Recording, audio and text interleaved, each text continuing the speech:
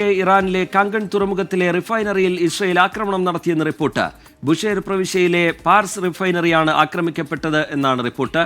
ആക്രമണത്തിന്റെ വീഡിയോ ദൃശ്യങ്ങൾ പുറത്തു വന്നിട്ടുണ്ട്. അതിനിടെ ഇറാനും അമേരിക്കയും നാളെ നടത്താനിരുന്ന ആണവ ചർച്ചകൾ റദ്ദാക്കി. അതിനിടെ ഇറാനിലെ എല്ലാ സ്ഥലങ്ങളിലും ആക്രമണം നടത്തുമെന്ന് ഇസ്രയേൽ പ്രധാനമന്ത്രി ബെഞ്ചമിൻ നെതന്യാഹു മുന്നറിയിപ്പ് നൽകി. മെറിൻ മേരി ചാക്കോ ഇന്റർനാഷണൽ ന്യൂസ് ഡെസ്കിൽ നിന്ന് വിവരങ്ങളുമായി ചേരുന്നുണ്ട്. മെറിൻ, ഇപ്പോഴും പരസ്പരം ആക്രമണം തുടരുന്ന നിലയുണ്ട്. ഇറാനിലെ എണ്ണപ്പാടങ്ങൾ ആക്രമിച്ചു ഇസ്രയേൽ എന്ന തരത്തിലുള്ള വിവരങ്ങൾ ഒടുവിലായി പുറത്തുവരുന്നു. എന്താണിപ്പോൾ സംഭവിക്കുന്നത്? ഏറ്റവും ഒടുവിലായുള്ള വിവരങ്ങൾ എങ്ങനെയാണ്? അതിനിടയിൽ അമേരിക്കയുമായുള്ള ചർച്ചയ്ക്കില്ല, അതൊരു അർത്ഥശൂന്യമായ ചർച്ചയായി മാറും, അതുകൊണ്ട് ആ ചർച്ചയിൽ നിന്ന് പിന്മാറുന്നു എന്ന കാര്യം ഇറാൻ അറിയിക്കുന്നു. പുതിയ വിവരങ്ങൾ അപ്ഡേറ്റ് എങ്ങനെയാണ് മെറിൻ മേരി ചാക്കോ? റിജിത്ത്, ഈ മണിക്കൂറുകളിലും ഇറാൻ ഇസ്രായേൽ ആക്രമണം രൂക്ഷമായി തന്നെ തുടരുകയാണ്. ഏറ്റവും ഒടുവിൽ ലഭിക്കുന്ന വിവരമനുസരിച്ച് ഇറാന്റെ ഓയിൽ റിഫൈനറികളിൽ ഇപ്പോൾ ഇസ്രായേൽ ആക്രമണം നടത്തിയിരിക്കുന്നു. ഇസ്രായേൽ ഡ്രോൺ ആക്രമണമാണ് നടത്തിയിരിക്കുന്നത്. ബുഷേർ പ്രവിശ്യയിലെ പാർസ് എന്ന എണ്ണപ്പാടത്തിലാണ് ആക്രമണം നടത്തിയിരിക്കുന്നത്. ഖത്തറുമായി അതിർത്തി പങ്കിടുന്ന ഒരു മേഖലയിൽ തന്നെയാണ് ഒരു എണ്ണപ്പാടം സ്ഥിതി ചെയ്യുന്നത്. ഇറാനെ സംബന്ധിച്ച് വളരെ വളരെ പ്രധാനപ്പെട്ട ഒരു ഓയിൽ റിഫൈനറിയാണിത്. അതായത് ഇറാന്റെ എണ്ണ ഉൽപ്പാദനത്തിന്റെ 60 മുതൽ 70% വരെ ഉൽപ്പാദിപ്പിക്കപ്പെടുന്നത് ഈ റിഫൈനറിയിലാണ്. ഇവിടുത്തെ തീ അണച്ചെന്ന് ഇപ്പോൾ ഇറാൻ മന്ത്രാലയം വിശദീകരിക്കുന്നുണ്ടെങ്കിലും ഇറാന്റെ ആണവ കേന്ദ്രങ്ങൾക്കും അതുപോലെ തന്നെ സൈനിക കേന്ദ്രങ്ങൾക്കും പുറമെ ഇപ്പോൾ നാച്ചുറൽ ഗ്യാസ് അല്ലെങ്കിൽ എണ്ണപ്പാടങ്ങൾക്ക് നേരെ ഇപ്പോൾ ഇസ്രായേൽ ആക്രമണം നടത്തിയിരിക്കുന്നുള്ളതാണ് ഏറ്റവും പുതിയ വിവരം. അതേസമയം തന്നെ ഇറാനും അതേപോലെ തന്നെ അമേരിക്കയും നടത്താനിരുന്ന ആണവ ചർച്ചകളിൽ നിന്നും ഇപ്പോൾ ഇറാൻ പിന്മാറിയിരിക്കുന്നു, അല്ലെങ്കിൽ ആ ചർച്ചകൾ തന്നെ ഇപ്പോൾ റദ്ദാക്കിയിരിക്കുകയാണ്.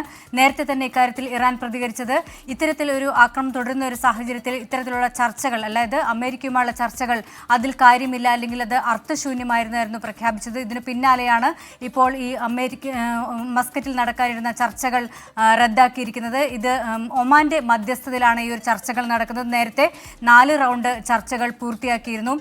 പ്രധാനമായും ഇറാന്റെ വിദേശകാര്യമന്ത്രിയായിട്ടുള്ള അബ്ബാസ് അരഗിച്ചി, അതുപോലെ തന്നെ ട്രംപിന്റെ പശ്ചിമേഷ്യൻ പ്രതിനിധി സ്റ്റീവ് വിറ്റ്കോഫ് അടക്കമുള്ള ഉന്നത ഉദ്യോഗസ്ഥരായിരുന്നു ഈ ഒരു ചർച്ചകളിൽ പങ്കെടുത്തിരുന്നത്. അതിനു പിന്നാലെ 4 റൗണ്ട് ചർച്ചകൾ പൂർത്തിയാക്കിയ ശേഷം ആ 5ാം റൗണ്ട് ചർച്ചകൾ നടക്കാനിരിക്കെയാണ് അപ്രതീക്ഷിതമായുള്ള ഈ ഒരു ആക്രമണം ഉണ്ടാകുന്നത്. നേരത്തെ നമുക്കറിയാം, ഇന്റർനാഷണൽ അറ്റോമിക് എനർജി ഏജൻസിയുടെ ആണവ സമ്പുഷ്ടീകരണം സംബന്ധിച്ച്, അല്ലെങ്കിൽ ഇറാൻ ആണവ പദ്ധതിയുമായി മുന്നോട്ട് പോകുന്നു എന്ന റിപ്പോർട്ടുകൾക്ക് പിന്നാലെയാണ് ഇസ്രായേലിന്റെ ആക്രമണം ഉണ്ടാകുന്നത്. തൊട്ടു പിന്നാലെ ഇപ്പോൾ ഇസ്രായേൽ പ്രധാനമന്ത്രി ബെഞ്ചമിൻ നെതന്യാഹു ഒരു മുന്നറിയിപ്പ് അദ്ദേഹം ഒരു വീഡിയോയിലൂടെ പുറത്തുവിട്ടിരിക്കുകയാണ്. അതായത് ഇറാന്റെ ആകാശങ്ങളിൽ ഇസ്രായേലിന്റെ വിമാനങ്ങൾ, അല്ലെങ്കിൽ ഇസ്രായേലിന്റെ വിമാനങ്ങൾ പറക്കുന്ന കാഴ്ച നിങ്ങൾക്ക് ഉടൻ തന്നെ കാണാൻ സാധിക്കും. എല്ലാ കേന്ദ്രങ്ങളിലും, അതായത് എല്ലാ ഇറാന്റെ ആകാശത്തും അതുപോലെ തന്നെ എല്ലാ ലക്ഷ്യ കേന്ദ്രങ്ങളിലും ഇസ്രായേലിന്റെ ആക്രമണം, ഇസ്രായേലിന്റെ വിമാനം എത്തുമെന്ന് തന്നെയാണ് ഇസ്രായേൽ പ്രധാനമന്ത്രി ബെഞ്ചമിൻ നെതന്യാഹു ഇപ്പോൾ മുന്നറിയിപ്പ് നൽകിയിരിക്കുന്നത്. ഈ മണിക്കൂറുകളിലും നയതന്ത്ര തലത്തിൽ ചർച്ചകൾ ഉണ്ടാകണം, അത്തരത്തിൽ സംസാരങ്ങളും ആശയവിനിമയവും ഉണ്ടാവണം, സമാധാനത്തിലേക്ക് കാര്യങ്ങൾ പോകണം എന്നുള്ള ആവശ്യം ഇന്ത്യ അടക്കമുള്ള രാജ്യങ്ങളുടെ ഭാഗത്ത് ഈ ഘട്ടത്തിൽ ഉണ്ടാവുന്നുണ്ട്.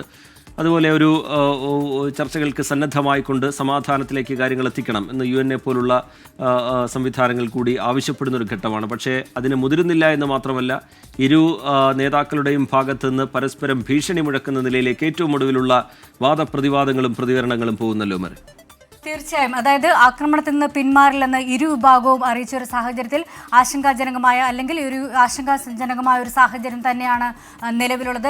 ലോകരാജ്യങ്ങൾ ആവർത്തിച്ച് തന്നെ ആവശ്യപ്പെടുന്നുണ്ട്. അതായത് ഇത്തരത്തിൽ ഒരു യുദ്ധത്തിലേക്ക് പോകരുത്, അല്ലെങ്കിൽ രണ്ടുപേരും സംയമനം പാലിക്കണമെന്ന് ഇന്ത്യ അടക്കമുള്ള രാജ്യങ്ങൾ ആവശ്യപ്പെട്ടിട്ടുണ്ട്. ചർച്ചകളിലൂടെ പരിഹാരം കാണണമെന്ന് തന്നെയാണ് ഇന്ത്യ അടക്കമുള്ള രാജ്യങ്ങൾ ആവശ്യപ്പെട്ടിരിക്കുന്നത്. അതിനിടെ സുപ്രധാനമായ നീക്കമെന്ന് പറയുന്നത് ഈ ഒരു ഇറാൻ ഇസ്രായേൽ സംഘർഷം ഇപ്പോൾ US പ്രസിഡന്റ് ഡൊണാൾഡ് ട്രംപും അതുപോലെ തന്നെ റഷ്യൻ പ്രസിഡന്റ് വ്ളാഡിമിർ പുടിനും സംസാരിച്ചു എന്നുള്ള, അവരുടെ ചർച്ചാ വിഷയമായി എന്നുള്ള വാർത്തകളാണ് പുറത്തു വരുന്നത്.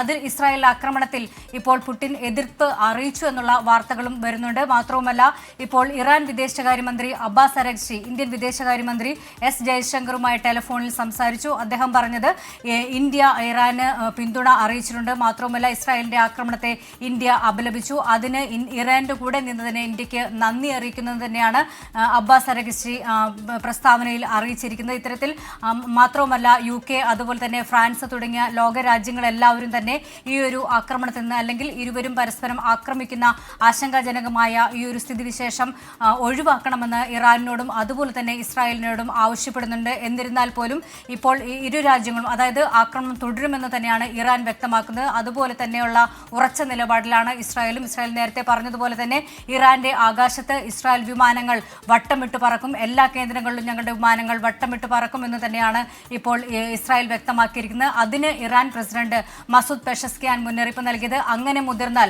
ആ തിരിച്ചടി കനത്ത തിരിച്ചടി തന്നെ നേരിടാൻ നിങ്ങൾ തയ്യാറായിക്കൊള്ളുന്നു തന്നെയാണ് ഇറാന്റെ പ്രസിഡന്റ് മസൂദ് പെഷസ്കിയാൻ ഇപ്പോൾ മുന്നറിയിപ്പ് നൽകിയിരിക്കുന്നത്. എന്തായാലും 13 കേന്ദ്രങ്ങളിൽ ഇറാന്റെ 13 കേന്ദ്രങ്ങൾ ആക്രമിച്ചു തുടങ്ങി. അതായത് ഓപ്പറേഷൻ റൈസിംഗ് ലയൺ എന്ന പേരിൽ ഇസ്രായേൽ ആക്രമിച്ച ഇസ്രായേലിന്റെ ഈ ഒരു ഓപ്പറേഷൻ 3 Promise 3 എന്ന പേരിലാണ് ഇപ്പോൾ ഇറാൻ തിരിച്ചടി നൽകുന്നത്.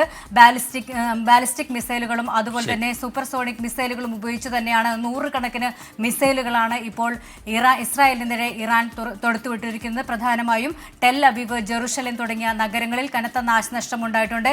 7 ഇസ്രായേലി സൈനികർക്ക് പരിക്കേറ്റെന്നും 3 ഇസ്രായേലികൾ കൊല്ലപ്പെട്ടെന്നും ഇപ്പോൾ വിവരം വരുന്നുണ്ട്. 78 പേർ ഇറാന്റെ ഭാഗത്ത് മരിച്ചുവെന്നാണ് ഏറ്റവും പുതിയ വിവരം. റേജിത്ത്, ശരി, സമാധാന ചർച്ചകൾക്ക് തയ്യാറാകണം എന്ന വിവിധ കോണുകളിൽ നിന്നുള്ള ആവശ്യങ്ങളോട് മുഖം തിരിക്കുന്നുവെന്ന് മാത്രമല്ല പരസ്പരം അതിശക്തമായ ആക്രമണത്തിലേക്ക് ഇറാനും ഇസ്രയേലും നീങ്ങുകയാണ്. പ്രകോപനപരമായ പ്രതികരണങ്ങളാണ് ഇരുവിഭാഗത്തിന്റെയും നേതാക്കളുടെ തലപ്പത്തുള്ള നേതൃത്വത്തിന്റെ ഭാഗത്ത് നിന്ന് ഏറ്റവും ഒടുവിലായും ഉണ്ടാവുന്നത്. മെറിൻ മേരി ചാക്കോ ഇന്റർനാഷണൽ ന്യൂസ് ഡെസ്കിൽ നിന്ന് വിവരങ്ങൾ പങ്കുവയ്ക്കുകയായിരുന്നു.